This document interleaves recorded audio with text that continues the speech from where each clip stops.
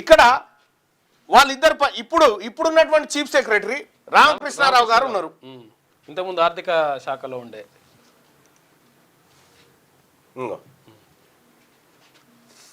Extension of service to Shri K Ramakrishna Rao IAS 1991 Chief Secretary Government of Telangana. I am directed to refer to the proposal of Government of Telangana dated 30/7/2025 on the above mentioned subject and to convey the approval of the central government for extension of service Sri K. Ramakrishna Rao, IAS Chief Secretary Government of Telangana, a period of 7 months from 1/9/2025 to 31/3/2026 in relaxation of Rule 16/1 of IAS DCRB Rules 1958 by invoking Rules 3 of AIS Rules 160. ఆయనకేమో 7 నెలలు ఇప్పుడు ఈయన బ్రాహ్మణుడు కదా, ఈయనకు 7 నెలల పొడిగింపు కోసం రాష్ట్ర ప్రభుత్వం రేవంత్ రెడ్డి గారు శక్తి వంచన లేకుండా కృషి చేసి 7 నెలలు ఇచ్చిండు.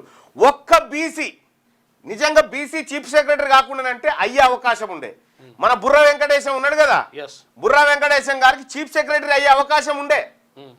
అమ్మా ఇడు బీసీ ఓడు చీఫ్ సెక్రటరీ అవుతాడా అని మెల్లగా బుధగరిచ్చి TGPSC చైర్మన్ చేసి అవతలకి వెళ్ళగొట్టారు. కావాలంటే అక్కడ పోవాలి. TGPSCలో డీజీపీగా పనిచేసి రిటైర్ అయ్యి TGPSC చైర్మన్గా పనిచేసిన మహేందర్ రెడ్డి గ్రూప్ 1లో అవకతవకలకు పాల్పడి గ్రూప్ 1లో EWS కోటా ద్వారా అనేకమైన అడ్డమైన జీవోలు తెచ్చి బీసీల పొట్టగొట్టినటువంటి మహేందర్ రెడ్డి ఆయన చేసిన పాపాలను కాపాడేందుకు ఇప్పుడు ఈయన అడిగోలేరు. ఒక గౌడ బిడ్డను వేసేసారు, ఒక గౌడ బిడ్డను అడిగి తీసిరు, అడగొట్టిరు. చీఫ్ సెక్రటరీ అయ్యేటువంటి ఛాన్సు త్రుటిలో ఇట్లా చేజారిపోయింది బీసీల చేతులకి. అంటే అంత కుట్ర చేసి పంపించారు. ఇక రెండోది ఇంకెవరున్నారా చీఫ్ సెక్రటరీ కావడానికంటే ఎన్ శ్రీధర్ ఒక్కడే ఉన్నాడు. ఇక బీసీ పద్మశాలి ఆయన ఒక్కడే ఉన్నాడు. అక్కడ ఏపీలో చీఫ్ సెక్రటరీ బీసీఏ, ఏపీలో చీఫ్ సెక్రటరీ బీసీఏ దేవానందో, ఆయన పేరు దయానందో ఉంది. కానీ తెలంగాణ రాష్ట్రంలో ఇప్పటి వరకు ఒక బీసీ చీఫ్ సెక్రటరీ కాలే, ఇప్పటి వరకు కాలే.